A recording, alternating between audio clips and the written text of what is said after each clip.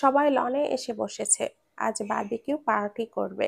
আগুন জ্বালিয়ে উত্তপ্ত আগুনের মাঝেই পুনমের দিকে তাকায় চন্দ্র। শ্যামলা রঙা চেহারাখানা হলদে আগুনের আলোয় বড্ড আদুরে লাগছে। চন্দ্রের নেশা জেগেছে। এখনই একটা পুরিয়া না হলেই নয়। কেটে গেছে কয়েকদিন। পুনম ইতিমধ্যে ঢাকার একটা কলেজে ট্রান্সফার হয়ে গেছে। সেই কলেজে রিমি ঝিনুকও পড়ে। পরশকে সেই কলেজেরই স্কুল সেকশনে ভর্তি করিয়েছে। পূর্ব, পরশ, নিশা, রায়ান এরা একই স্কুলে পড়ে। নিশা রায়ান 10ম শ্রেণীতে পড়ে। পূর্ব, পরশ 8ম শ্রেণীতে পড়ে। রিমি ঝিনুক পুনম এবার ইন্টার সেকেন্ড ইয়ারে উঠবে। ঝিনুক রিমি প্রথমে পুনমের সাথে ভাব দেখাতে চাইলেও পুনমের মিশুক স্বভাবের কারণে আর পারে না। পুনম বাসা থেকে টিফিন আনলেই সেটা ভাগ করে খায় তাদের সাথে। আস্তে ধীরে তাদের মধ্যেও ভাব হয়ে যায়। পুনমের কলেজে আরো দুজনের সাথে ভাব হয়েছে। তারা হলো মিহি ও নয়ন। নয়ন ছেলেটা ক্লাসে নোট দিয়ে পুনমকে সাহায্য করেছিল। সেই থেকেই তাদের বন্ধুত্ব হয়। মিহি আর নয়ন প্রতিবেশী, তারা একসাথেই যাতায়াত করে। কলেজ থেকে বের হয় 5 জন। রিমি ঝিনুকের সাথেও নয়ন মিহির বন্ধুত্ব হয়েছে। আজ তাদের 12টায় ছুটি হওয়ার দরুন। পরশদের এখনো ছুটি হয়নি। এই পূর্ণ, এইদিকে আয়, ফুচকা খাবি। সামনে দাঁড়ানো স্টলে তাকাই পুনম। তার আবার ঝালের প্রতি কোনো ইন্টারেস্ট নেই। সে মিষ্টি লাভার। তোরা খা, আমি আইসক্রিম খাবো। তাদের মধ্যে এখন সম্পর্কটা তুইতে এসে পড়েছে। রিমি ঝিনুক মিহি পুনমকে টেনে নিয়ে যায়। তবুও পুনম খাবে না। তাই নয়ন তার জন্য আইসক্রিম আনতে যায়। কি রে নয়ন, আমাদের এতদিনের বন্ধুত্বে আমাকে তো একটা দিনও তো 2 টাকার বাদামও খাওয়াইলি না, আর এখন পুনমকে খাওয়াচ্ছিস? হারামি রে, তুই কালকেই না 20 টাকার চীনা বাদাম কিনে খাওয়াইলাম। খাদক একটা। এই যে ফুচকা খাবি, বিলটা তো আমারে দিয়েই দিয়াবি। হিজাবের পিন ঠিক করতে করতে মিহি বলল, সেটা তো দিবি। সঙ্গে ছেলেরা থাকলে মেয়েদের খাওয়া, শপিং বিল দেওয়া আর তাদের ব্যাগ টানা ছেলেদের জন্মগত কর্তব্য। হ বোন, এখন খা। হাত জোর করে বলল নয়ন। হেসে দিল 3 বোন।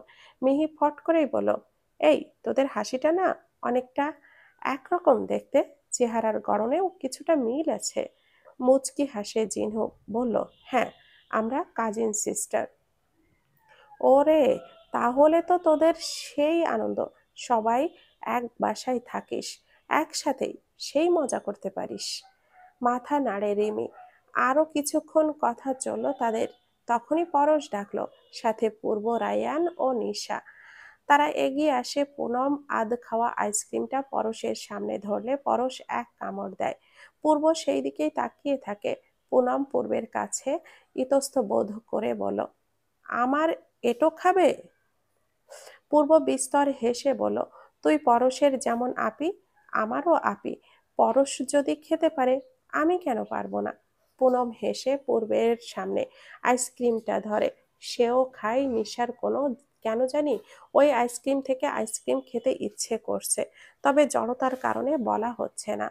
পরশ, পুনম, পূর্ব কথা বলতে থাকে। সকলে একসাথে কথা বলতে বলতে বাড়ির রাস্তা ধরে। আপু, আব্বুকে বলবো আমাদের সাইকেলটা নিয়ে আসতে, তাহলে আর সমস্যা হবে না, কি বলিস? খুশি হয় পুনম। উচ্ছ্বাসে বলে, ঠিক বলেছিস। এখানে বাড়ির পেছনে বেশ জায়গা, সেখানে চালানো যাবে।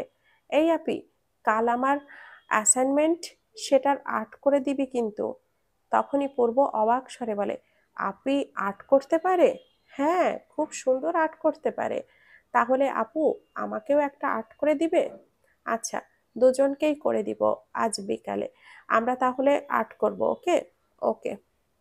ঠিক হয় বিকাল 5টার দিকে তারা পুনমদের বাসার ছাদে একত্র হবে। আগ্রহ প্রকাশ করে ঝিনুক ও রিমি, তাই তাদেরকেও আসতে বলল। পুনমরা ছাদে পৌঁছে দেখে আগে থেকেই সেখানে রিশান, শিহাব ও চন্দ্র হাজির ছিল। পুনমের হাতে আর্ট ম্যাটেরিয়ালস, সবারই হাতেই কিছু না কিছু আছে। কিরে, তোরা এই সময় এখানে? আমরা পুনমের আর্ট দেখতে এসেছি। আর তোমরা এখানে কি করছো? রিমির প্রশ্নে আমতা আমতা করলো রিশান। কি বলবে, ওই ঝিনুক রানীকে তো এক পলক দেখার জন্যই এখানে আসা। শিহাব বলল, আরে মামির কাছে গিয়েছিলাম, মামি বলল ছাদের লনটা নষ্ট হয়ে গিয়েছে, মামাও বাসায় নেই, তাই আমরাই ছাদে এসেছিলাম। ও, তো এসেছে যখন বসো, পুনম নাকি খুব সুন্দর আর্ট করে, ওর আর্ট দেখব। সত্যি পুনম? রিশানের প্রশ্নে পুনম মুচকি হেসে বলল, জি ভাইয়া, হ্যাঁ আঁকতে পারি, তবে মোটামুটি। তাহলে দেখি তোমার মোটামুটি আঁকা। পুনম প্রথমে পূর্ব ও পরশের অ্যাসাইনমেন্টের আর্টটা করে তারপর রিমি ও ঝিনুকের ছোট্ট ও মাশাল্লাহ একে এঁকে দেয়। তা দেখে রিশান বলল, এই পুনম, আমাকে একটা আয়তাল কুরসি এঁকে দিও তো, বেশ ভালো আঁকো তো। জি ভাইয়া, এখনই দিব নাকি? আসলে আমার কাছে আর ক্যানভাস নেই। তখনই চন্দ্র বলল, ক্যানভাস কাল পেয়ে যাবে। আর আয়তাল কুরসিটা যেন ওর না, আমার হাতে দেওয়া হয়। মাথা নাড়ে পুনম। চন্দ্র ফোন আসলে অন্যদিকে যে কথা বলতে থাকে। ঝিনুক রিমি পুনম কথা বলতে থাকে ততক্ষণে। পরশ পূর্ব নিচে নেমে গেছে।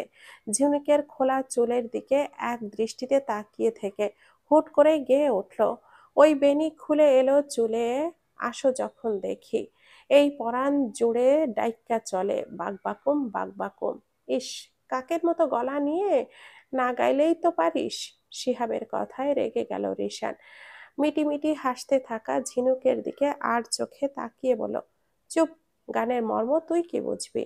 শিহাব কানে আঙ্গুল ঢুকিয়ে খোঁচাতে খোঁচাতে বলল, সে গানের মর্ম না বুঝলেও শুনতে ভালো লাগা চাই নাকি ঝিনুক? একদমই শিহাব ভাই। রিশান জুতোটা খুলে তেড়ে গেল তার দিকে। শিহাব কি আর থাকে? সে তো মিলখা সিংয়ের মতো ম্যারাথন দিয়েছে। চন্দ্র কথা শেষ করে এসে দেখলো ওরা নেই, তাই নিচে যেতেই শুনলো পুনম বলছে, ঝিনুক নয়ন ছেলেটা বেশ ভালো বল। হ্যাঁ, ও আমাদের ক্লাসের টপার, সহজে আগে এ আর মিহি বাদে কারোর সাথে কথা বলতে দেখিনি ওকে। এই প্রথম আমাদের সাথে ও কথা বলল।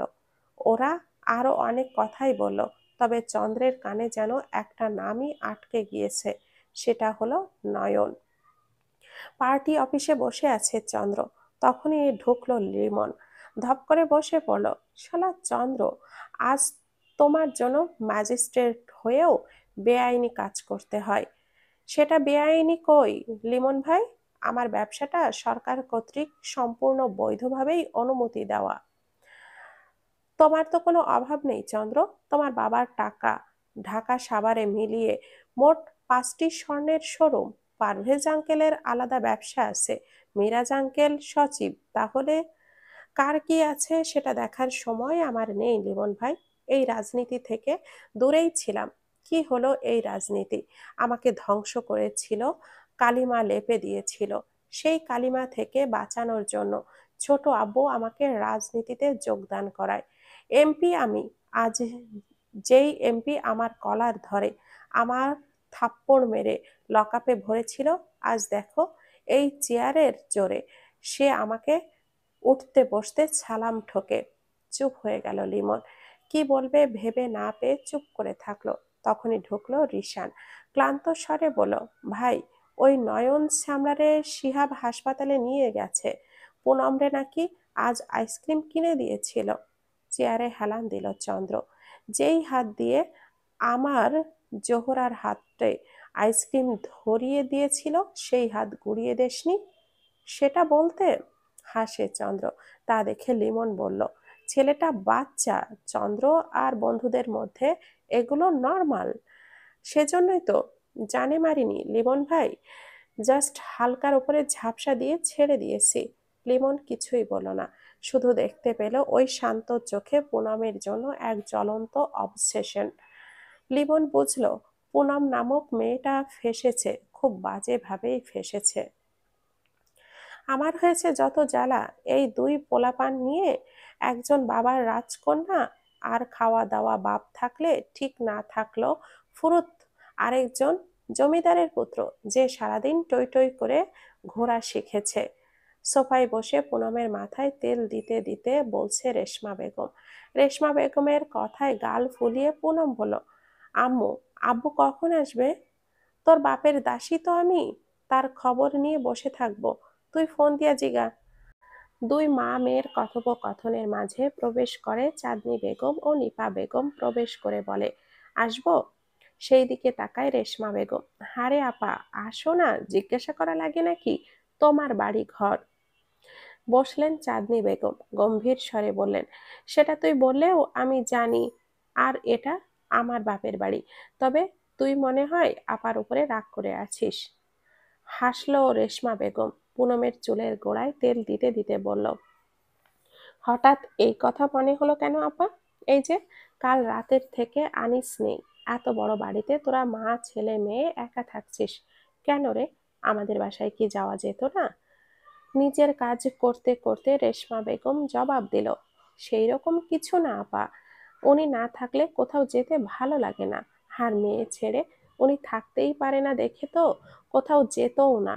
কিন্তু কাল রাতে চট্টগ্রামে যাওয়াটা অনেক বেশি জরুরি ছিল, এই জন্যই গেছে। রেশমা বেগমের হাত ধরলো চাঁদনি বেগম, করুণ স্বরে বলল, আপার উপরে রাগ করেছিস তোরা, তাই না?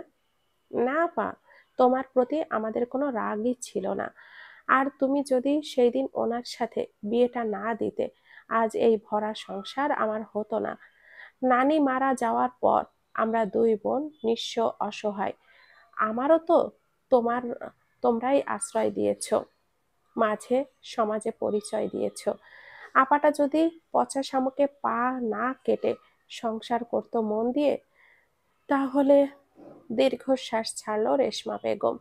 নিপা বেগম মুখ কুঁচকে ফেলে রোজিনা বেগমের কথা শুনে, আম্মু তাড়াতাড়ি করো, ঘুম ধরেছে, ঘুমাবো। পুনমের কথায় সবার ধ্যান ভাঙলো। মেয়ের দিকে তাকায় রেশমা বেগম, হুট করে পুনমের কাঁধে মাথা দিয়ে কেঁদে দিল। হক চকাই পুনম সামনে ফিরে উঠে মায়ের পাশে বসে ব্যগ্র কণ্ঠে জিজ্ঞাসা করে, কি হয়েছে আম্মু? আম সরি আম্মু, আজ থেকে ঠিক মতো খাওয়া দাওয়া করবো, সরি তো। কাঁদো কাঁদো স্বর পুনমের। রেশমা বেগম তাকে জড়িয়ে ধরে বলল, আম্মা জান, আমি শুধু আমি তোমার মা, তাই না? আম্মা জান বললা না মা? জন্মগত না হলেও আত্মাগত তুমি আমার আম্মু। কে বলেছে শুধু জন্ম দিলেই মা হওয়া যায়? তাহলে হজরত মোহাম্মদ সাল্লাল্লাহু আলাইহি ওয়াসাল্লামের দুধ মা হালিমার নাম কোথাও উল্লেখ থাকতো না? আর মা হওয়া একটা অনুভূতি, যেটা সবার থাকে না। আর are you the best mother in the world. পুনমের কথা শুনে রেশমা বেগম কান্নার মধ্যেও হেসে দিল। সাথে নিপা বেগম ও চাঁদনি বেগমও হাসলো। তাদের কথার মাঝে প্রবেশ করলো রূপসা মুক্তি। মুক্তি জিজ্ঞাসা করলো, কিসের কথা বলছো তোমরা? এই এমনিতেই ওদের বললাম আজ থেকে আমাদের বাসায় থাকতে, আর আনিস না আসা পর্যন্ত। চাঁদনি বেগমের সাথে তাল মিলিয়ে রূপসাও বলল, বড় মা, এটা একদম ঠিক কথা বলেছ, আজ থেকে আমাদের বাসাতেই থাকো না মামি? না রে, পরশু। পরশু তোর মামাই এসে পড়বে রে। তো পরশু চলে আসবে এখান থেকে। আর এখন পর্যন্ত মামা আসলেই চলে আসবে। মুক্তির কথায় তাল মিলায় সকলে। তাই অগত্যা রেশমা বেগম রাজি হয় আনিস সাহেবকে ফোন দিলে। সেও না করে না। এমনিতেও ওখানে থাকলে তার চিন্তা কম থাকবে। দুপুরের খাবার আজ বাড়িতে মেয়েরা করবে, শুধু পুরুষরা কেউ বাড়িতে নেই। আর বাড়িতে প্রবেশ করেই চাঁদনি বেগম পুনমকে জিজ্ঞাসা করে সে কি খাবে। বড় মা, গরুর কাচ্চি করো, সাথে দই পাতো। জানো, আম্মু অনেক সুন্দর করে দই পাততে পারে। কিরে রেশমা, এত গুণ কবে হলো? চল, আজ তিন বোন মিলে রান্না করব। দইয়ের জন্য দুধ আনাই দারোয়ান দিয়ে। তাছাড়া বাদবাকি কাজ সারতে থাক। আর গরুর দম কাচ্চি করবে নিশা, রূপসা, রিমি, ঝিনুক, মুক্তি, পুনম সবাই একজোটে সোফায় বসে গল্প করছে। পূর্ব ও পরশ এখনো স্কুলে আছে, 4টার দিকে আসবে। তাদের স্কুলে আজ ক্রিকেট টুর্নামেন্ট, দুজনেই সেখানে গিয়েছে। রান্নাঘরে কাচ্চি বসিয়ে অন্য রান্নার প্রিপারেশন করতে থাকে। আজ খাসির রেজালাও হবে। এই রেশমা, পূর্ণ খাসি খায় রে? পেঁয়াজ কাটতে কাটতে জবাব দিল, না আপা, মেয়ে কিচ্ছু খায় না। খাওয়ার মধ্যে খায় গরুর মাংস, চিংড়ি, ইলিশ মাছ, এছাড়া আর কিছুই খায় না। এই জন্যই তো তোমার ভাই সারা বছর গরুর মাংস রাখে। এমন হলে তো চলবে না রেশমা, ওর শরীর এমনিতেও দুর্বল, সবকিছু খাওয়াই লাগবে। নিপা বেগমের কথায় রেশমা বেগম বলল, খায় না আপা, মন মতো তো না হলে সারাদিন না খেয়েই থাকে। আর বলিস না নিপা, তেড়ামি এদের রক্তে আছে, তাল মিলায় নিপা বেগম। রেশমা বেগম বিরোধিতা করে বলল, না আপা, আমার মেয়েটা লক্ষ্মী আছে। ওরে, আমার মেয়ে পাগল রে। আচ্ছা মানলাম তোর মেয়ে লক্ষ্মী। আরো কত শত কথা হয় তিনজনের মধ্যে। রেশমা বেগম গ্রামে থাকাকালীন স্বামী মেয়ে ছেলের পাগলামির কথা বলে। আপু, সেই দিন যে তোমার স্টলে যেই লোকটা আসলো, সে কে? তাকে চেনো? কে রে? রূপসা বলতে পুনম আবারও বলল, আপু, ওই যে যাকে কোল্ড কফি করে খাওয়ালে, আবার ভাইয়া গান গাইলো। পুনমের কথা শুনে মুক্তি মুচকি হাসলো। রূপসার বাহুতে ধাক্কা মেরে বলল, ইনি আমাদের রূপসার পার্সোনাল ম্যাজিস্ট্রেট।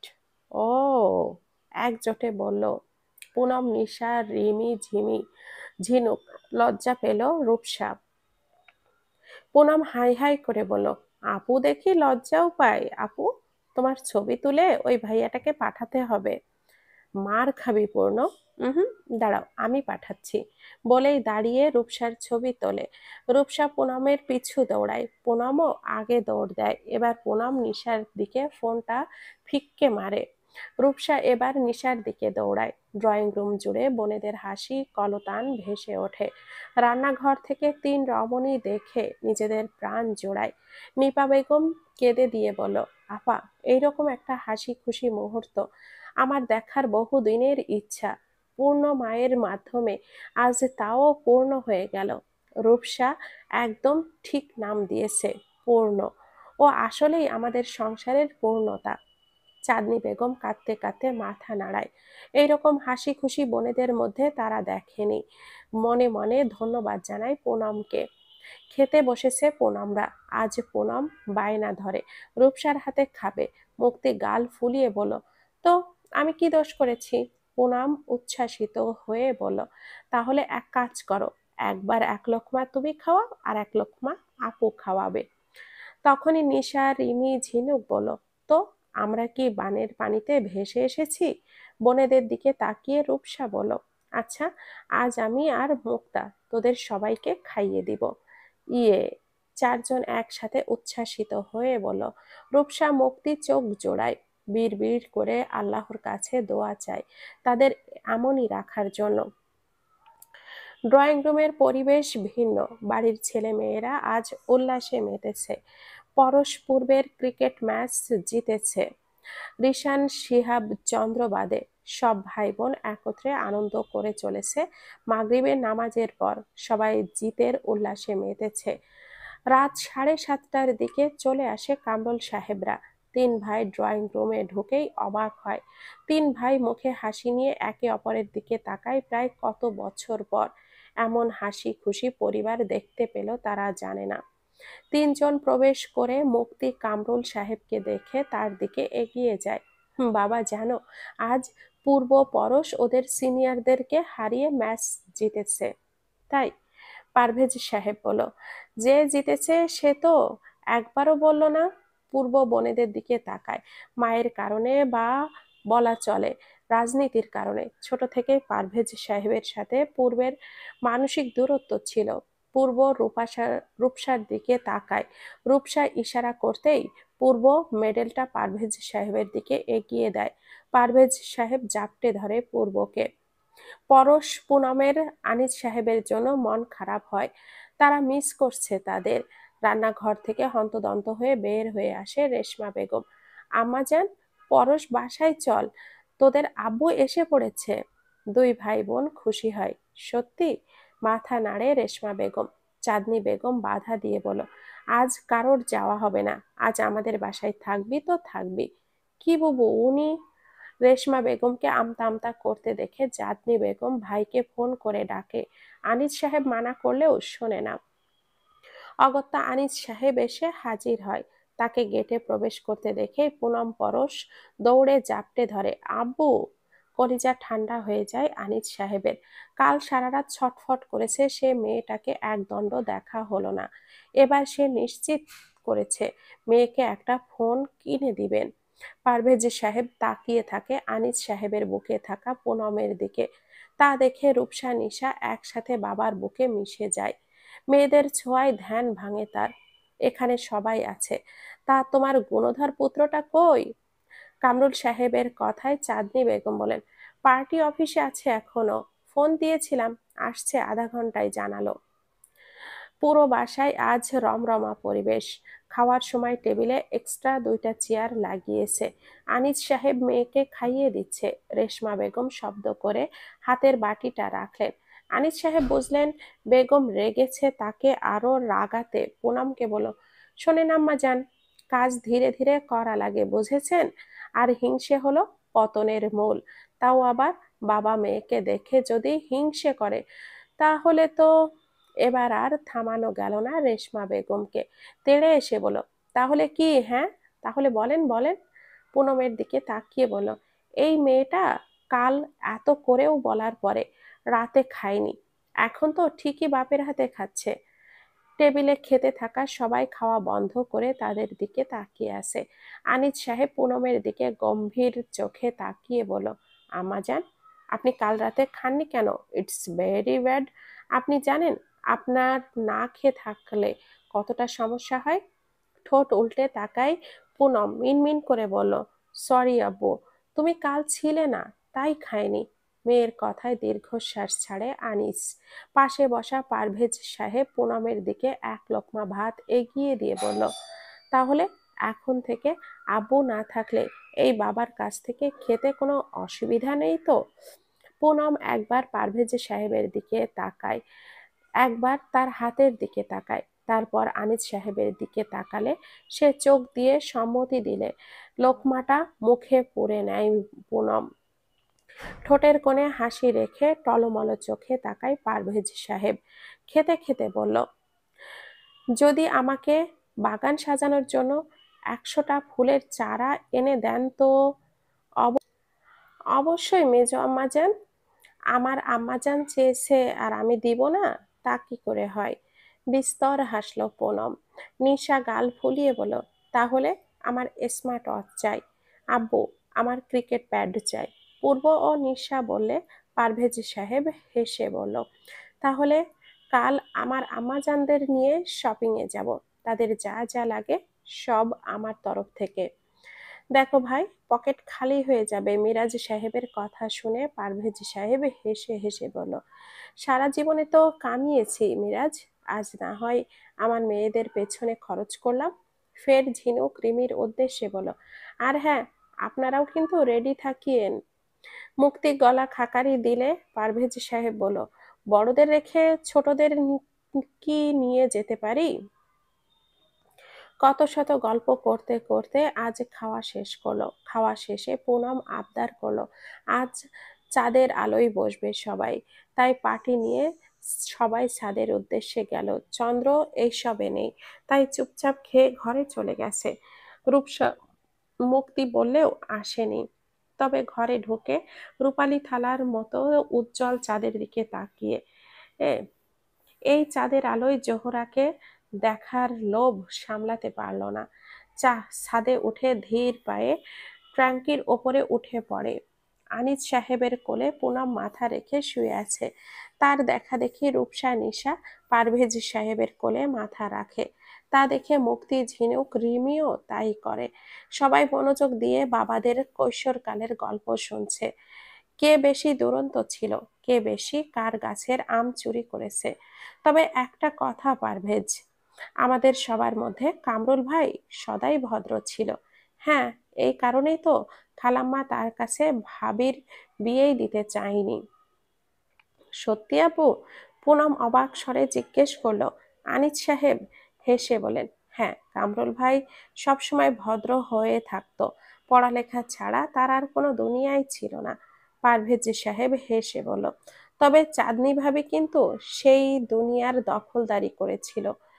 তাই বলেই তো আমার শান্তশিষ্ট ভাইটা ভাবির জন্য খালাম্মার সাথে এক দফা ঝগড়া পর্যন্ত করে তাকে বিয়ে করেছে। মুক্তিও বাবার কোলে মাথা রেখে শুয়েছে। বাবার দিকে তাকিয়ে বলল, সত্যি বাবা? হেসে মাথা নাড়ে কামরুল সাহেব। মুক্তি তা দেখে খিলখিল করে হেসে দেয়। মেয়ের হাসি শুনে চাঁদনি বেগম লজ্জা পায়। মেকি রাগ দেখিয়ে পারভেজ সাহেব ও আনিস সাহেবকে বলল, কি শুরু করেছিস তোরা? এখানে ছেলে মেয়েরা আছে তো। পরের দিন সকালে ব্রেকফাস্ট করেই পারভেজ সাহেব ছেলে মেয়েদেরকে নিয়ে রেডি হয় বের হওয়ার জন্য। তখনই রিশান ও শিহাব এসে বলল, মামু, এইটা কোনো ঠিক কাজ করলা তুমি? ভাগ্নে রেখে শুধু মেয়েদেরকে শপিং করিয়ে দিবা কেন? আমাদের যদি 2-4 টাকা দাও তো কম পড়ে যাবে। শিহাবের সাথে তাল মিলিয়ে রিশানও বলল, তাই বলে মামু, এটা ঠিক করো নাই, ঘোর পাপ। কথাই বলে, মামু ভাগনা যেখানে আপদ নাই সেখানে। তুমি জলজ্যান্ত আপদ নিয়ে বাইরে হইতেছ, ভাগ্নেকেও একটুও স্মরণ করবা না? রিশানের কথা শুনে ফুঁসে উঠল মেয়েরা। ঝিনুক কোমরে হাত রেখে বলল, মুখ সামলে রিশান ভাই, কারা আপদ? হ্যাঁ? পারভেজ সাহেবের দিকে তাকিয়ে বলল, ও মেজো বাবা, আমরা আপদ? এই রিশান, চুপ থাকতো। আমার আম্মারা আমার ঘরের লক্ষ্মী, ওরা কোনো আপদ না। তুই একটু বেশি আবদার করে তাদের, এই যা। ফুঁসে ওঠে পুনম। কি? আমাদের বেশি আবদার? যাও, তোমার থেকে কিচ্ছু চাই না। পুনমের দেখা দেখি সবাই তাই বলে। পারভেজ সাহেব মেয়েদেরকে অনেক কষ্টে মানিয়ে বের হয়, সাথে রিশান, শিহাব। নিজেদের আঙিনায় চারাগুলো রোপণ করে চলেছে তিনজন। পূর্ণাম্মা, এই গাছটা দক্ষিণে দিলে ভালো হতো, তোমার গাছে হাসনা হেনা ফুলের ঘ্রাণে ভরে যেত। লাফিয়ে ওঠে পুনম পারভেজের কথায়। একদম ঠিক বলেছেন। বাধা দিয়ে আনিস সাহেব বলল, বাবা হয় তোমার, আম্মা যান, তাকে বাবা ডাকতে অস্বস্তি কিসের? পারভেজ তড়িঘড়ি করে বাধা দিয়ে বলল, থাক আনিস, আপাতত সম্বোধনহীন থাকি। বাবা ডাকার সম্বোধনটা না হয় আদায় করে নিব। না পারভেজ, সম্পর্ককে সম্মান দিতে আমি শিখিয়েছি আমার মেয়েকে। কি আম্মা যান? সে কি হয় তোমার বাবা? পুনম মাথা নিচু করে বলল। পারভেজ মাটি হাতেই মেয়ের দিকে দৌড়ে আসে, হাসি মুখে অশ্রুসিক্ত চোখে বলল, কি বললি আমার? বল, বল মা। বাবা। পারভেজ সাহেব তাকে জাপটে ধরে। আনিস সাহেব দূর থেকে হাসে। পুনম পারভেজ সাহেবের হাতের ফাঁকে আনিস সাহেবের দিকে তাকিয়ে মুচকি হাসে। আনিস সাহেব দেখেছে, যখন পুনম আনিস সাহেবকে আব্বু বলে ডাকে, তার সাথে নিজের আবদারের ঝুলি খুলে বসে, তখন পারভেজ কাতর চোখে তাকিয়ে থাকে। তাই আনিস সাহেব আজ মেয়েকে মেকি রাগ দেখিয়ে পারভেজের একটু কাছে আনলো। তিনি বাপ মেয়ের গালে কপালে মাটি লেগে আছে। রেশমা রেশমা বেগম আর পরশ তাদের পেছনে দাঁড়িয়ে বিরক্তির ভঙ্গিতে রেশমা বেগম বলল, হয়েছে তোমাদের বাপ মেয়েদের? নাকি আরো বাকি? আজ এই মাটি নিয়ে বাড়িতে ঢুকলে খবর আছে। চোখ রাঙিয়ে বলল। পুনম হাত ঝেড়ে বলল, আম্মু, হয়ে গেছে, চলো। বলেই পুনম আগে আগে হাঁটা শুরু করে। রেশমা বেগম আনিস সাহেবকে শাসিয়ে বলল, বুড়া হইছ, এখনো মেয়ের সাথে বাচ্চামি গেল না। আজ পারভেজ ভাই, আপনি আপনি কি এদের সাথে পাগল হয়ে গেছেন সেই কখন থেকে? আনিস সাহেব ও পারভেজ সাহেব মাথা নিচু করে দাঁড়িয়ে আছে। পারভেজ সাহেব নিচু স্বরে বলল, সরি বোন, আসলে অনেক দিন পর মেয়েটার সাথে সময় কাটানোর সময় পেলাম, তাই আর মেয়েটার আবদার করলো, তাই ফেরাতে পারলাম না। গম্ভীর হয় রেশমা বেগম। চুপ থেকে বলো, আসুন, ফ্রেশ হয়ে আজ আমাদের সাথে খাবেন দুপুরে। পারভেজ সাহেব হাসি মুখে মাথা নাড়ে। চারজন বাড়িতে ঢোকে। পারভেজ সাহেব গেস্ট রুমে ফ্রেশ হয়, আর আনিস সাহেব নিজের ঘরে চলে যায়। খাওয়ার টেবিলে বসে আছে পুনম, খেতে খেতে কিছু ভাবছে। তা দেখে পারভেজ সাহেব বলল, পূর্ণমা, কিছু ভাবছো? হুম, কিছু না বাবা, বলেই খেতে শুরু করে। পুনমের ঘরে গোপনীয় মিটিং চলছে। পুনম, রিশান, শিহাব, রূপসা, মুক্তি হাঁ করে পুনমের দিকে তাকিয়ে আছে। মুক্তি ঢোক গিলে বলল, ভালো করে ভেবে দেখ পূর্ণ, বিষয়টা কেমন দেখায় না? এখন এই বয়সে কেন আপু? আমি ভুল কিছু বলেছি? ভালো থাকার অধিকার সবার আছে। এটা হয় না পুনম। মেজো আবার রাজি হবে না। রূপসা, তুই কিছু বল। চুপ থাকে রূপসা। তখন রিশান বলল, না, এখন এটা কোনোভাবেই সম্ভব না। মামু রাজি হবে না। কেন হবে না ভাইয়া? এতে দোষ কোথায়? এবার মুখ খুলল রূপসা। হতে হবে রাজি। সবারই ভালো থাকার অধিকার আছে, আমার আব্বুরও আছে। নিশা রাগ করে বলল, কিন্তু আপু, সবাই কি বলবে? আমরা কারোরটা খাই না, কারোরটা পরিও না।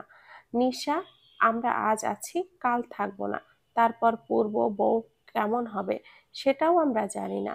রূপসার যুক্তিতে হেরে যায় সবাই। তারা সব ভাই বোনেরা পুনমের বাসায় থেকে বের হয়। নিজেদের বাসায় গিয়ে কাজের মেয়ে মিনুকে বলে সবাইকে ডেকে আনতে। ড্রয়িং রুমে সবাই একত্র হয়। আনিস সাহেব ও রেশমা বেগমকে ডেকে আনা হয়। সকল ভাই বোন একসাথে দাঁড়িয়ে আছে, একে অপরের দিকে তাকায়। একজন আরেকজনকে ইশারা করে বলতে থাকে। শিহাব রিশানের কানে কানে বলে, রিশান, পূর্ণকে বলতে বল। রিশান মুক্তির কানে কানে বলল, মুক্তি পূর্ণকে বলতে বল। মুক্তির রূপসার কানে কানে বলল, রূপ, পুনমকে বলতে বল। রূপসা পাশে কানে কানে কিছু বলতে যাবে, তার আগেই দেখে পাশে পুনম, পুনমের বাম পাশে বাকিরা। কামরুল সাহেব বলেন, কিরে, তোরা এই বয়সে ঝকঝকা ঝক ট্রেন চলেছে খেলা খেলতে শুরু করেছিস নাকি? সবাই এক সিরিয়ালে দাঁড়িয়ে আছিস? কিছুই বলল না তারা। পুনম চোখ বন্ধ করে সাহস জোগায়। চন্দ্র জগ থেকে পানি গ্লাসে ঢেলে খেতে নিল। ঠিক তখনই পুনম বলল, আমরা বাবার আবার বিয়ে দিতে চাই। ফিক করে চন্দ্রের মুখ থেকে পানি ফসকে পড়ল। কাশি উঠে গেল পারভেজ সাহেবের।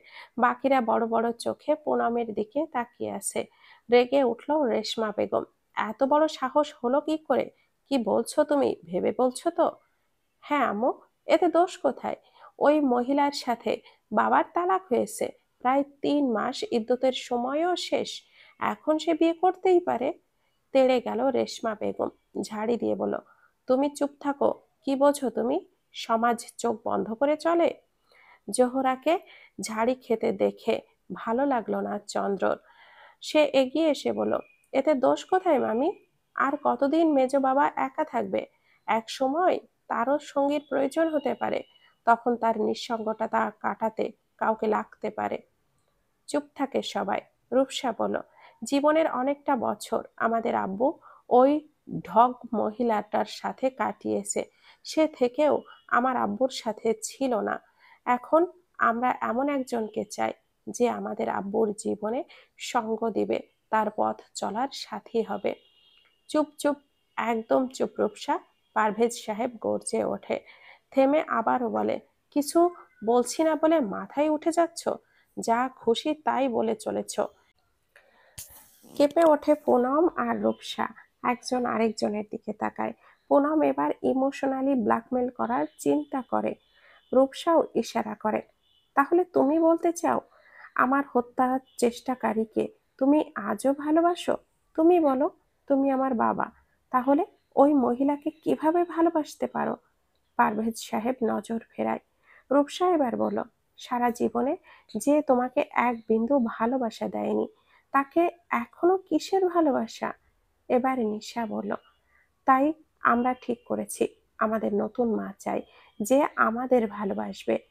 তার সাথে তাল মিলিয়ে পূর্ব বলল, জন্ম হতে মায়ের আদর পায়নি, আমরাও এখন আমাদের মায়ের আদর চাই। রিশান শিহাবের কানে কানে বলল, তাহলে ভাই বোনদের সংখ্যা বাড়বে ভবিষ্যতে।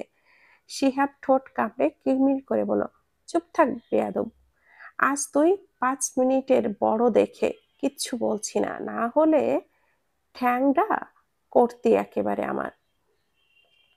তাদের ঝগড়ার সমাপ্তি হয় চাঁদনি বেগমের কথায়। তিনি বললেন, কেন বাবা, আমি কি তোদের আদর ভালোবাসা দেইনি? পূর্ব এগিয়ে চাঁদনি বেগমকে জড়িয়ে ধরে কেঁদে বলল, বড় মা, তুমি শুধু সম্বোধন না, সত্যি আমাদের বড় মা। আমাদের মা মায়ের ভালোবাসা তো তোমার কাছেই পেয়েছি। চাঁদনি বেগম পূর্বের মাথায় হাত বোলায়। তখনই মিরাজ সাহেব বলল, আমি ওদের সাথে একমত ভাইজান। আনিস সাহেব বলল, আমিও একমত দুলাভাই। পারভেজ এখন ছেলে মেয়েদের সাথে আছে, তাই বুঝতে পারছে না সবাই বড় হলে নিজেদের জীবনে ব্যস্ত হয়ে পড়বে, তখন ওর একজন সঙ্গীর প্রয়োজন হতে পারে। ভেবে দেখ পারভেজ, আর কত ওই মহিলার কথা ভেবে থাকবি যে তোর জীবনে ধোঁকা ছাড়া কোনো দিন অবদান রাখেনি। হেরে গেল পারভেজ সাহেব। সোফায় বসে পড়ল কামরুল সাহেব, কাঁধে হাত রাখে পারভেজ সাহেব, তাকায় কামরুল সাহেবের দিকে। ওরা সবাই তোর ভালোর জন্যই বলছে পারভেজ। আমার ছেলে মেয়েরা সৎ মায়ের কাছে অবাঞ্ছিত থাকবে ভাইজান? কেন, আমরা আছি তো। পুনম তাড়াহুড়ো করে বলল, কোনো অবাঞ্ছিত হব না আমরা। আমরা তো আমাদের চেনা পরিচিত একজনকেই মা হিসাবে আনবো। সবাই বিস্ফোরিত চোখে পুনমের দিকে তাকায়। রিশান আবারও শিহাবের কানে কানে বলল, এই মেয়ে, চুপচাপ থাকলে কি হবে? ঘটে বুদ্ধি আছে, এর ওপর ক্রাশ খাইলাম। বাঁকা হাসে শিহাব। চন্দ্রকে ডাক দিলে সবাই শিহাবের দিকে তাকায়। চন্দ্র, রিশান খাইছে? শিহাবকে বলতে না দিয়ে চুপ মুখ চেপে বলল, nothing serious, you guys continue. ভুরু কুচকে তাকিয়ে থাকা চন্দ্রের দিকে মেকি হাসি দেয় রিশান। বিড়বিড়ি করে বলল, ভাগ্যিস চাঁদ মামার রিয়াকশন দেয়নি, না হলে ক্রাশের জায়গায় বাঁশ খাওয়াই দিত। পুনমের কথা শুনে সবাই হাঁ হয়ে তাকিয়ে আছে। কি বলছে এই মেয়ে? আনিজ বুঝলো এই মেয়ে কয়েকদিন থেকেই আটসাট বেঁধে মাঠে নেমেছে। পারভেজ অসহায় চোখে সবার দিকে তাকায়, তবে কেউ তার দিকে খেয়াল করে না। সবাই পুনমের দিকেই তাকায়। নিস্তব্ধতা ভেঙে নিপা বেগম প্রশ্ন করে, তুমি পাত্রী ঠিক করে রেখেছো? মাথা নাড়ে পুনম। খুশি হয় নিপা বেগম চাঁদনি বেগমকে বলেন, আপা, ভালোই হয়েছে। এখন থেকে রান্নাঘরে তিনজন মিলে গল্প গুজব করে রান্না করা যাবে। তবে ওই মেয়ে যদি রান্না না জানে তাহলে তো। চিন্তিত স্বরে চাঁদনি বেগমের, যেন অচেনা রমণীটি রান্না না জানলে অনেক বড় ক্ষতি হয়ে যাবে। আরে চিন্তা নেই, আমরা শিখিয়ে নিব। তুমি মুক্তি, রূপসা আপা এদের পছন্দের খাবার বানানো শেখাবা, আর আমি বাকিদেরটা। ভালো বলেছিস নিপা। ফের পুনমের দিকে তাকিয়ে বলে, পূর্ণমা, তোর ঠিক করা পাত্রী ডান। হুম, ডান ডান। বাড়ির সকলে হা হা হয়ে তাকিয়ে আছে।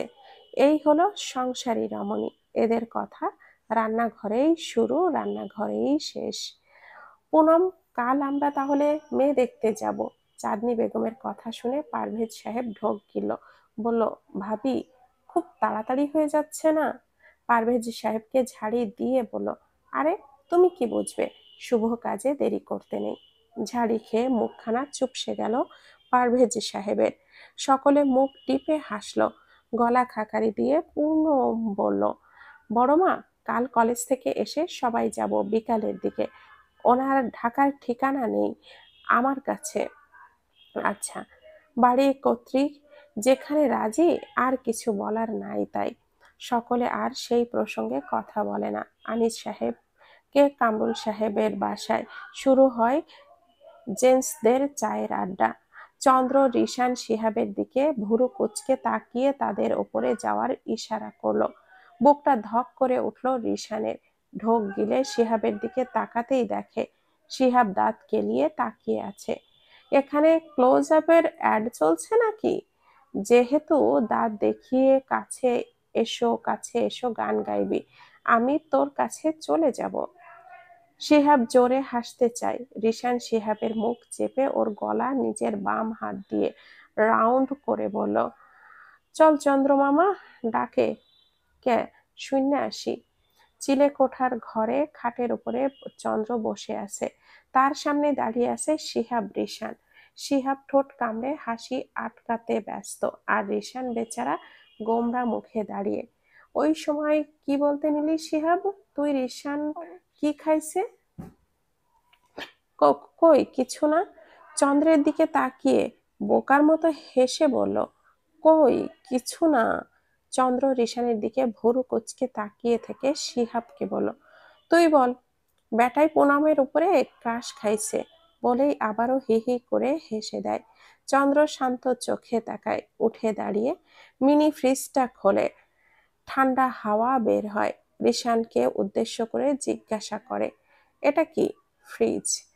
নেক্সট টাইম এমন কথা শুনলে জীবন্ত ফ্রিজের মধ্যে ঢুকিয়ে রাখবো। গলা ফোলায় রিশান, মাথা নাড়ে। চন্দ্র আবারও বলে, আমি তোর কি হই? ভাই, ব্রাদার্স, বস, বন্ধু? আমাকে কি ডাকিস? মামা, চাঁদ মামা। তাহলে আমার বউ তোর কি হবে? মামি হবে। বলেই চুপ মেরে গেল রিশান। কাঁদো কাঁদো চোখে শিহাব ও চন্দ্রের দিকে চাইল। শিহাব পেট চেপে হাসতে হাসতে শেষ। এক্স্যাক্টলি।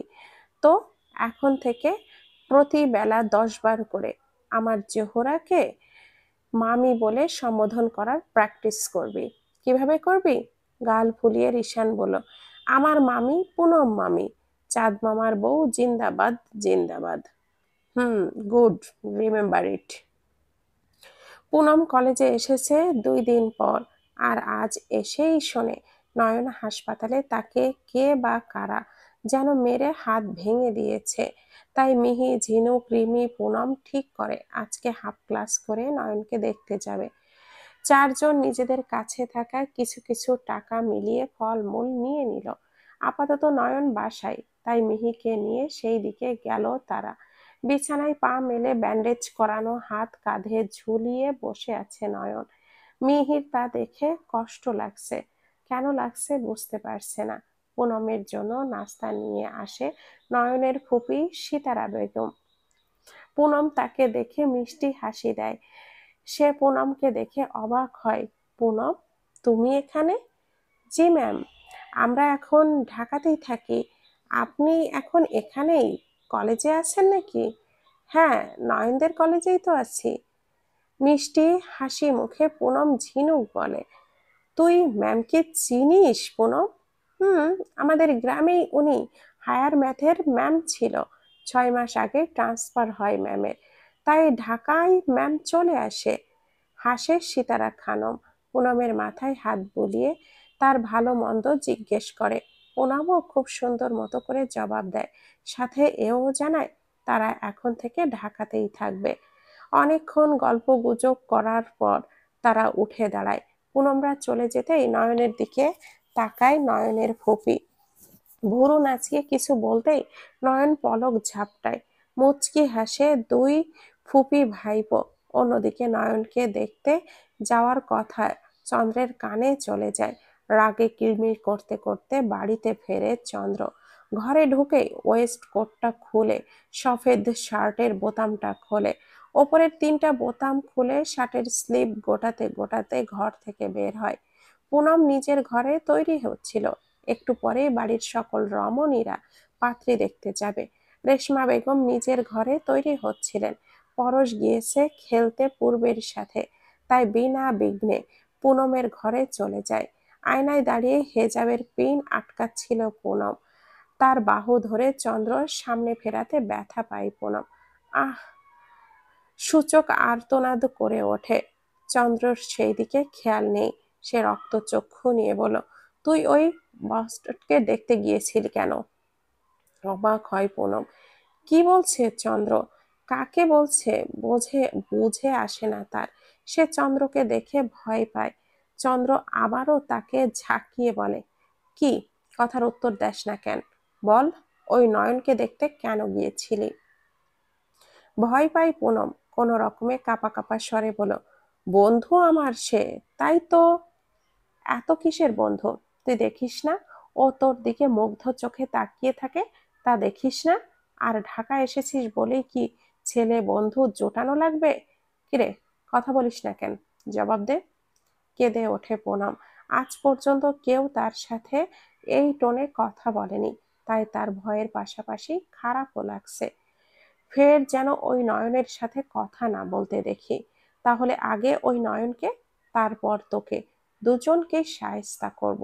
Mind it. যেমন ঝড়ের বেগে এসেছিল তেমন ঝড়ের বেগে চলে যায়, শুধু রেখে যায় ক্রন্দনরত পুনমকে। যে তার কথার আগা মাথা না বুঝে কেঁদেই চলেছে। রেশমা বেগমের ডাকে নিজের চোখ মুখ মুছে পুনম কিছু বলে না মাকে। তাহলে যে এতদিন পরে জোড়া লাগানো পরিবারটা আবারও ভেঙে যাবে। আর পুনম জানে তার বাবা 1 মিনিটের জন্যও এখানে থাকবে না। টুকুর টুকুর চোখে পারভেজ সাহেব তার বাড়ির লোকেদেরকে দেখে চলেছে। তার বাড়ির লোকের হাবভাব দেখে মনে হচ্ছে বিয়েটা যেন আজই, এবং এটাই প্রথম বিয়ে। অস্বস্তি হচ্ছে পারভেজ সাহেবের। নাতি নাতনির পালার বয়সে নাকি সে বিয়ে করবে। দাঁত কিরমির করে আনিস সাহেবের দিকে তাকালেন। দেখে আনিস সাহেব নির্বিঘ্নে তার এক হাত চেপে ফোনে কথা বলছে। আনিস, হাত ছাড়। ছাড়া যাবে না, আপার আদেশ। তুই যদি পালিয়ে যাস। আশ্চর্যের শেষ পর্যায়ে চলে গেছে পারভেজ। এই বয়সে কি পালিয়ে যাওয়ার? দাঁতে দাঁত চেপে বলো, কি বলছিস? খেয়াল আছে? নিজের বয়সের খেয়ালটাও তো কর। ইউ মিন আমি বুড়ো? তো কিছুদিন পরেই তো মেয়ে বিয়ে দিবি। দেখ, প্রত্যেকটা মানুষের বয়স হলে একটা ইমোশন, আর তুই ইমোশনে হিট দিবি না বলে দিলাম। আর পরশু রাত থেকে তুই উধাও না হলে আজ তোকে কেউ ধরে বেঁধে রাখতো না। বিরক্ত বোধ করলেন পারভেজ সাহেব। পরশু রাতে অফিসিয়ালি কাজে গাজীপুর গিয়ে আর আসেনি। আজ সকালে এসেছে, তাও আবার আনিস সাহেব মিরাজ সাহেব মিলে ধরে এনেছে। সেই থেকেই তাকে রেডি করিয়ে মিরাজ সাহেব পাহারা দিয়েছে। এখন আনিস সাহেবকে বসিয়ে মিরাজ সাহেব গিয়েছে রেডি হতে। পুরো পরিবার রেডি হয়ে আসতেই দেখে ড্রয়িং রুমে শিলা ও রমিজ সাহেব উপস্থিত। চাঁদনি বেগমকে রমিজ সাহেব জিজ্ঞেস করলেন, পারভেজ কই ভাবি? ওর ঘরে, আনিসের পাহারায় বসিয়েছি। ফিক করে হেসে দিল পুনম। ওর দেখা দেখি সকলেই হেসে দিল। তবে শিলা বেগম গম্ভীর চোখে পুনমের দিকে তাকিয়ে বলল, এখানে হাসার কি আছে? আমার ভাই সামাজিক মানুষ, সমাজ বোঝে, এইসব থেকে দূরে থেকেছে। তবুও তোমাদের মাথায় যে এগুলো কোথা থেকে এসেছে আল্লাহ মালুম। থেমে গেল সবার হাসি। চাঁদনি বেগম গম্ভীর স্বরে বলল, পারভেজের থেকেও বয়স্ক লোকেরা বিয়ে করে শিলা। আর ওরও জীবনে সুখী থাকার অধিকার আছে। জীবনের একটা সময় ওর একাকিত্বের সঙ্গী তুমি আমি কেউ হব না। কিছু বলল না শিলা বেগম। বিরক্তি নিয়ে বসে রইলেন। চন্দ্র, রিশান, শিহাব একসাথে নামে। তারা নামার পরপরই পারভেজ সাহেবকে নিয়ে নামে কামরুল, মিরাজ, আনিস ও রমিজ সাহেব। তারা নিচে নামতেই দেখে সবাই রেডি, তাদের জন্য বসেছিল। 4 জন পারভেজ সাহেবকে নিয়ে আলাদা গাড়িতে যায়। চাঁদনি বেগম সকল মেয়েদেরকে নিয়ে আলাদা যায়। চন্দ্ররা আলাদাভাবে বের হয়। চন্দ্রদের সাথে পূর্ব পরশও আছে। গাড়িতে বসে আছে পুনমরা। রূপসা, মুক্তি, পুনম, নিশা, রিমি, ঝিনুক কি নিয়ে যেন হাসাহাসি করছে। হঠাৎই পুনম একটু জোরে হেসে উঠতেই ধমকে ওঠে শিলা বেগম, এই মেয়ে, এত হাসি কিসের? হ্যাঁ, মেয়ে মানুষের হাসিতে এত শব্দ হয় কেন? থেমে যায় পুনম। রেশমা বেগম থমথমে মুখে পুনমের দিকে তাকিয়ে ঠান্ডা স্বরে বলে, একটা কথা যেন না হয়। চুপচাপ থাকবে, না হলে এই মুহূর্তে বাড়িতে ফিরে যাব, মনে রাখবে। রূপসা, নিশা কারুরই পছন্দ হলো না শিলা বেগমের কথা। তবে তারা অবাকও হয়েছে। তাদের ফুপি বরাবরই মমতাময়ী, তবে আজ এমন করছে কেন? রূপসা কিছু বলতে নিলে তাকে থামাই মুক্তি, এখন একটা শুভ কাজে যাচ্ছি, থাক, কোনো তর্কাতর্কি কথা লাগবে না। থেমে গেল রূপসা, কিছুই বলল না। সারা রাস্তায় পুনম টু শব্দটাও উচ্চারণ করলো না। 1 ঘন্টা পরে গাড়ি থামে মেয়েদের বাড়ির সামনে। মেয়ে পক্ষের ছেলে মেয়েরা তাদের আপ্যায়ন করে নিয়ে যায়। তারা ঢুকে দেখে পারভেজ সাহেবরা আগে থেকেই বসে আছে। আপ্যায়নের কোনো ত্রুটি রাখে না মেয়ে পক্ষের সাবেক মেয়র ও রানিক এমপির বাড়ির থেকে রিশতা এসেছে। কারোর খুশি যেন ধরেই না। সবাই মেয়ের ভাই ভাবির সাথে গল্প করে। মেয়ের বাবা মা নেই, কয়েক বছর আগেই মারা গিয়েছে। ভাই ভাবির কাছেই থাকে সে। পুনম, রিমি, ঝিনুক বন্ধুদের পেয়ে গল্প জুড়ে দিয়েছে। পারভেজ সাহেবের লজ্জা লাগছে এই বয়সে এসে চ্যাংড়া ছেলেদের মতো করে তাকে সাজিয়েছে আনিস সাহেব। সাদা পাঞ্জাবি পাজামা, চোখে সুরমা দিয়ে, চুল আঁচড়ে জেল দিয়ে সেট আপ করে দিয়েছে। তা ভাই, এবার মেয়েকে আনুন, পারভেজও দেখুক। কাজী সাহেব তো ইতিমধ্যেই এসে যাবে। চাঁদনি বেগমের কথা শুনে পাত্রীর ভাই বোনকে আনতে পাঠালো। বাবা, নয়ন, তোর ফুপিকে নিয়ে আয় তো। নয়ন নামটা শুনে ভুরু কুঁচকে ফেলে চন্দ্র। রিশান শিহাব একে অপরের দিকে তাকায়। নয়ন পুনমরা মিলে সিতারা বেগমকে আনে। মাথায় ঘোমটা দেওয়া সিতারা বেগম সবার সামনে দাঁড়িয়ে সালাম দেয়। সালাম শুনে পারভেজ সাহেব মেয়ের দিকে তাকিয়ে আশ্চর্য হয়। অস্পষ্ট স্বরে বলে, সিতারা? আনিস সাহেবও অবাক হয় সিতারাকে দেখে। পারভেজ সাহেবের দিকে তাকিয়ে ভুরু নাচিয়ে অদ্ভুতভাবে হাসে। কামরুল সাহেব বলল, পারভেজ, সিতারার সাথে আলাদা কথা বলবি নাকি? পারভেজ নাম শুনে ভুরু কুঁচকে সিতারা মাথা উঁচু করে বিস্ময় নিয়ে তাকিয়ে থাকে। পরক্ষণেই মাথা নিচু করে ফেলে। কামরুল সাহেবের কথায় পারভেজ সাহেব কিছু বলতে যাবে, তার আগেই আনিস সাহেব বলল, নানা দোলা ভাই, পারভেজের কোনো কথা নেই, কাজী সাহেব আসলে ডিরেক্ট বিয়ে হবে। বলতে বলতেই কাজী সাহেব এসে পড়ল। কোনো বাক বিতণ্ডা ছাড়াই বিয়ে সম্পূর্ণ হলো। সবাই হেসে কথা বলছে, তবে চারজনের চেহারা থমথমে। প্রথমে রেশমা বেগমের মাথার সাথে শিলা বেগমের ব্যবহার সে মানতে পারছে না। দ্বিতীয়ত, শিলা বেগম যে পারভেজ সাহেবের বিয়ে মানতে পারছে না। দ্বিতীয়, পারভেজ সাহেব যে এখনো বিশ্বাস করতে পারছে না সিতারা খানমের সাথেই তার বিয়ে হয়েছে। আর চতুর্থ জন হচ্ছে চন্দ্র। তার ক্রোধ বর্তমানে মাথা চালা দিয়ে উঠেছে। তবে শিহাব রিশান দুই পাশ থেকে আটকে রাখায় বসে আছে।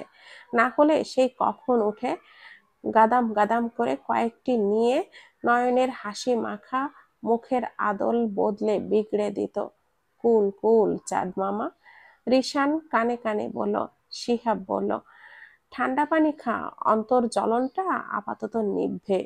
চন্দ্র কিছুই বলতে নিবে, শিহাব ওর মুখে শরবতের গ্লাসটা মুখে চেপে ধরে। অগত্যা শরবত গিলতে হয় চন্দ্রের। খাওয়া দাওয়া শেষে বউ নিয়ে বাড়ি ফেরে সবাই। রেশমা বেগম আর থাকেনি, পুনম পরশকে নিয়ে নিজেদের বাড়িতে। পুনম ও কিছু বলেনি, তবে পরশ বারবার জিজ্ঞাসা করেছে, কি হয়েছে আম্মু?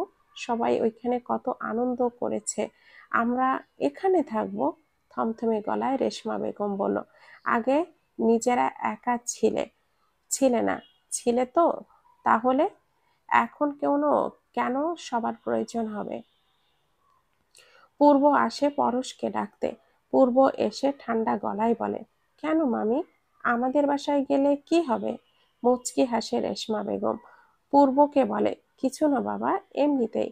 তাহলে আমাদের বাসায় চলেন, সবাই বড় মাকে ডেকে পাঠিয়েছে, আব্বু রেগে আছে। সে কি রে, কেন? তুমি আসো তো, বলে রেশমা বেগমকে টেনে নিয়ে গেল। পিছু পিছু পুনম ও পরশও গেল। বাড়িতে ঢুকে সব স্বাভাবিক দেখে রেশমা বেগম পূর্বের কান টেনে ধরে। পূর্ব রেশমা বেগমকে জাপটে ধরে বলল, আমার আপিকে আমার সাথে দূরে সরিয়েও না মামি।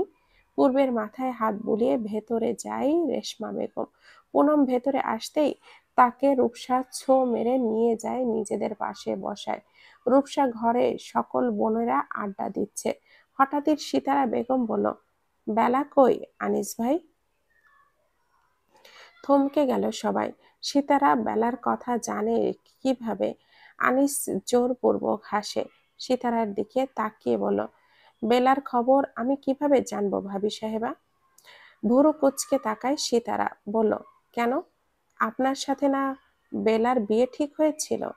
চাঁদনি বেগম রাগত স্বরে বলল, সিতারা, তুমি নতুন তাই শান্তভাবে বলছি, বেলার সাথে আমার ভাইয়ের কোনো সম্পর্ক নেই। আমার ভাইয়ের বউ এই যে রেশমা। কিন্তু ও তো থেমে গিয়ে বলল, রোজিনার বোন। হুম, ওর সাথেই বিয়ে হয়েছে। আর কিছু বলল না সিতারা। তার মনে অনেক প্রশ্ন, যার উত্তর পারভেজ সাহেবকে জিজ্ঞাসা করবে ভেবে চুপ থাকে। আষাঢ় মাস, কখনো বৃষ্টি তো কখনো রোদ্দুর। এই রোদ বৃষ্টির লুকোচুরি খেলায় মেতে আছে আকাশ। সারাদিন কাঠফাটা রোদ থাকলেও বর্তমানে মেঘলা আকাশ, চাঁদ তারাহীন মেঘলা আকাশ। আজ আকাশের চাঁদ মেঘে ঢেকে থাকলেও নিয়ন আলোয় আলোকিত করে চলেছে ধরণী। পারভেজ সাহেবের রুমের জানালার কাছে দাঁড়িয়ে আছে সিতারা। তার মনে অনেক প্রশ্ন। বিয়ের আগেও সে জানতো তার প্রিয় ছাত্রী পুনমের কোনো আত্মীয়ের সাথে তার বিয়ে, তবে সে যে পারভেজ তা ঘুণ অক্ষরেও টের পায়নি সিতারা। ভাবনায় মত্ত সিতারা বেগম খট করে দরজা খোলার আওয়াজে ভাবনার দুয়ার বন্ধ করে। দেখে পারভেজ ঘরে ঢুকেছে। চোখে মুখে অস্বস্তি, লজ্জা। এতক্ষণ পারভেজ সাহেব ছাদে ছিল। ছোট ছেলে মেয়েদের সামনে নিজেদের ঘরে আসতেও যেন লজ্জা লাগছিল, তাই ছাদে গিয়ে দাঁড়িয়েছিল। সিতারা পারভেজ সাহেবের দিকে এক পলক তাকিয়ে ঘড়ির দিকে তাকায়। রাত 1টা বাজে। পারভেজ সাহেব ঘরে প্রবেশ করেই আবারও ওয়াশরুমে চলে যায়। পাঞ্জাবি পায়জামা ছেড়ে গোল গলার গেঞ্জি ও লুঙ্গি পরে বের হয়। বিছানার এক কোণে শুয়ে পড়ল। অপর পাশে চাইলে শুতে পারো সিতারা, না হলে সোফায় শুতে পারো। পারভেজ সাহেবের কথা শুনে হতবাক সিতারা। এই লোকটা সেই আগের মতোই কাঠখোট্টাই আছে। কিছুক্ষণ চুপ থেকে সিতারা বলল, আপনার সাথে কথা আছে পারভেজ ভাই। উঠে বসে পারভেজ সাহেব, আসন পেতে বসে। সিতারাকে বলল সোফায় বসতে। সিতারা সোফায় বসল। বেলা কোথায়? আর রেশমা আনিস ভাইয়ের বউ কেন? আর রোজিনা ভাবি কোথায়? প্রথমত, রোজিনা তোমার ভাবি না সিতারা, তার সাথে আমার তালাক হয়েছে। অবাক হয় সিতারা। পারভেজ সাহেবকে জিজ্ঞাসা করেন, কেন?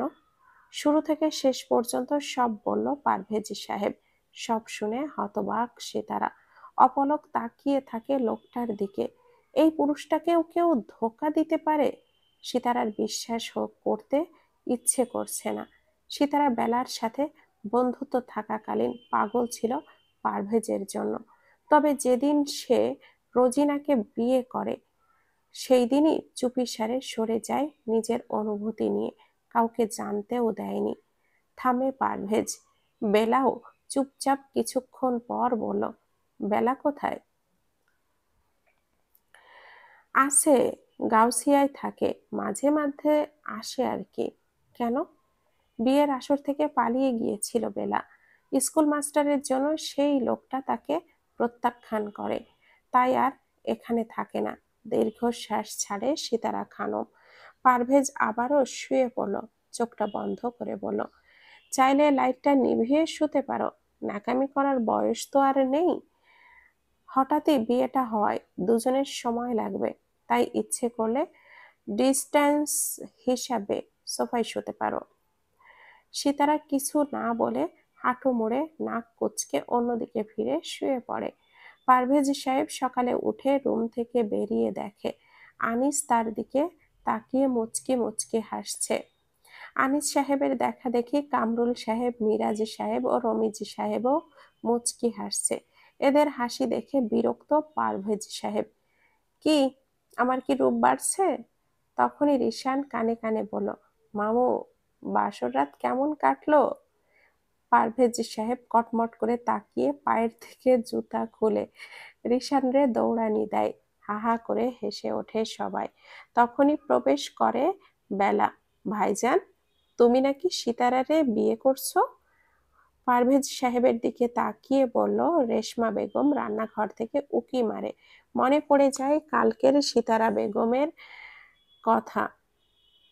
সিতারা রেশমা বেগমের মনোভাব বুঝতে পেরে ইশারায় সরি বলে রান্নাঘর থেকে বের হয়। বেলা! সিতারার ডাকে সেই দিকে ফিরে তাকায়। জড়িয়ে ধরে দুই বান্ধবী একজন আরেকজনকে। অনেক বছর পর দেখা হলো দুজনের। যাক, আমার ভাইজির জন্য হোক, তুই আমার ভাবি হলি। বেলার কথায় অপ্রস্তুতভাবে হাসে সিতারা। বেলা ভাইদের সাথে গল্প করে শেষে পুনমকে ডাকে। পুনম ভাবছে শিলার মতো বেলাও বুঝি তাকে ঝাড়ি টাড়ি দিবে, তাই ভয় পায় বেলার ডাক শুনে। আরে আয় মা, আম্মা, তুমি আমাদের। নিজেদের আম্মাকে কেউ কিছুই বলতে পারে নাকি? ফের শিলার দিকে তাকিয়ে বলল, আপা, এটা কিন্তু ভুল করলি। কাল ভাইয়ের রাগ এই মিষ্টি মেয়েটার উপরে উঠালি। গাল ফোলায় শিলা। সেও পুনমকে ডাকে। পুনম তাদের সামনে গেলে দুই বোন তাদের মাঝে। তাকে বসিয়ে পুনমের পুরো মুখশ্রীতে হাত বোলায়।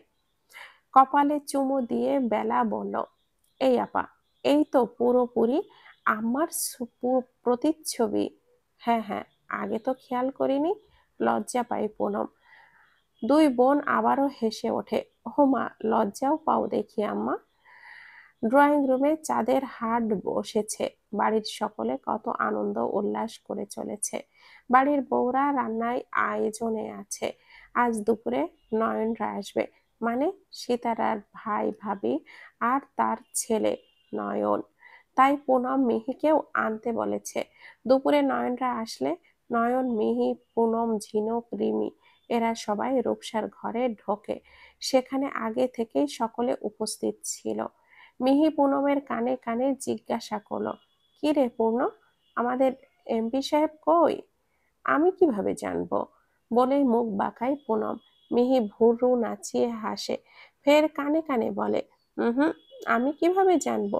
কাল কতক্ষণ ওই এমপির দিকে তাকিয়েছিলি, সেটা বুঝি আমি দেখিনি? কটমট করে ওঠে পুনম। মিহির মাথায় গাঁটটা মেরে বলল, গাধি, সবাই কাল পাঞ্জাবি পরেছিল, ওই জন্যই তো। ও একজনই শার্ট প্যান্ট পরা ছিল, তাই তার দিকে অমন করে তাকিয়েছিলাম। না হলে ওই তিতা কফির মধ্যে আমি বিন্দু মাত্র ইন্টারেস্ট আমার নেই। মুখ বাঁকায় মিহি। বোনেদের অনেক কথা চলতে থাকে, কখনো এই কথা তো কখনো ওই কথা। এর মধ্যে পুনম লিমনের কথা উঠায়। ঠিক তখনই লিমন ফোন দেয়। সবাই হা হা করে হেসে ওঠে। রূপসা ফোন নিয়ে বলল, লে, শয়তানের নাম নিছি তো শয়তান হাজির। ফোন রিসিভ করে কানে ঠেকায়। হ্যালো? হেলেছি। ওই মিয়া, আমি তোমারে হেলতে বলি নাই, হ্যালো বলেছি। আমি তো হেলেই আছি তো জান। কি জান জান শুরু করেছেন? জান জান বলতে বলতে কবে জানি জান নিয়ে টানাটানি শুরু করে দেন। আয় হাই জানেমান, শরম গায়া। আচ্ছা, মিষ্টি করে আবারও ডাকছি, জানেমান। রাগ করতে গিয়েও ঠোঁট চেপে হেসে ফেলল রূপসা। খট করে ফোনটা কেটে দিল। ওপাশে লিমন আর ইহান হাসতে হাসতে খাট থেকে পড়ে গেল। ভাই, তুই পারিসও। ভাবিকে নাস্তানাবুদ খাইয়ে ছাড়লি,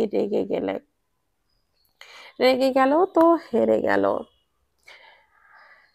মেয়েদের রাগের পেছনে অনেক কিছু থাকে, একদিন দেখবি। রাখতে রাখতে ঠুস করে আমার প্রেমে আছাড় খেয়ে সব রাগ ফুস করে উড়ে যাবে।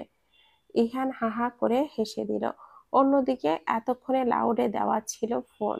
লিমনের সব কথাই তাদের কানে গিয়েছে। এক একজন হাসতে হাসতে একজন আরেকজনের উপরে হেলে পড়ছে। বিকালের দিকে সবাই ঠিক করে সাভার স্মৃতিসৌধ দেখতে যাবে। তাই মেয়েরা শাড়ি পরেছে, ছোটদের মাঝে বড়রা নেই।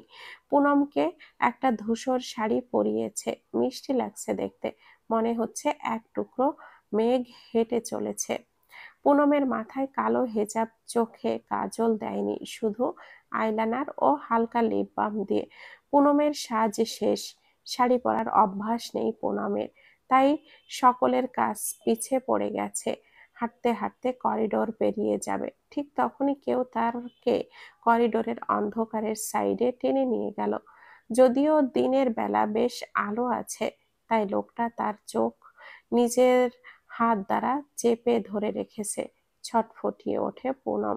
হাত দ্বারা সরাতে চাইলে লোকটা তার হাত পিছু মুড়ে নেয়, অন্য হাত দিয়ে কাছে আনে। হাত সরিয়ে চোখে পট্টি বাঁধল লোকটি। এবার পুনম চিল্লাচিল্লি করতে নিলে মুখ চেপে ধরে। গলার হিজাব সরিয়ে সেখানে কষে একখানা কামড় দেয়। নিজের গরম নিঃশ্বাস ছাড়তে ছাড়তে বলল, আই ফিল হেল্পলেস জোহরা। কেন শাড়ি পরিহিত মোহনীয় রূপে আমার সামনে আসলে? তোমাকে শাড়িতে দেখার অধিকার একমাত্র আমার। বলেই পুনমের মুখ থেকে হাত সরিয়ে পুনম কিছু করা বা বোঝার আগেই এক বালতি পানি পুনমের গায়ের উপরে ঢেলে দিল। পুনম অবাক হতবাক হয়ে দাঁড়িয়ে আছে। কি করবে না করবে কিছুই বুঝতে পারছে না। আইলাইনারের মতো এসে সিডরের মতো পুনমকে ভিজিয়ে দিয়েছে। কারোর সাড়া শব্দ না পেয়ে পুনম চোখ থেকে কাপড় সরায়, নিচের দিকে তাকিয়ে দেখে পুরো গা ভিজে গেছে। অবাক হয়ে সেখান থেকে দৌড়ে বের হয়, এদিকে ওদিকে তাকায়। পুনমকে খুঁজতে খুঁজতে ঝিনুক সেই দিকেই আসে। কি রে পুনম? ভয় পেয়ে ছিটকে সরে যায় পুনম। ঝিনুককে দেখে স্বস্তির শ্বাস ছাড়ে। ঝিনুক বলল, কি রে, এভাবে ভিজে গেলি কিভাবে? নাক মুখ কুঁচকে বলল, তোদের বাড়ির ছাদ ছিদ্র হয়ে গেছে। বলেই পুনম রূপসার ঘরে চলে যায়। ঝিনুক হাঁ করে পুনমের দিকে তাকিয়ে আবারও ছাদের দিকে তাকায়। সত্যি কি ছাদ ছিদ্র হয়ে গেছে? কই, তারা তো ভেজেনি। ঝিনুক বিড়বিড় করে বলল, এ কেমন ছাদ ছিদ্র হয়ে যাওয়া? শুধু পূর্ণের ওপরেই পড়লো, ওরা ওরেই ভেজালো।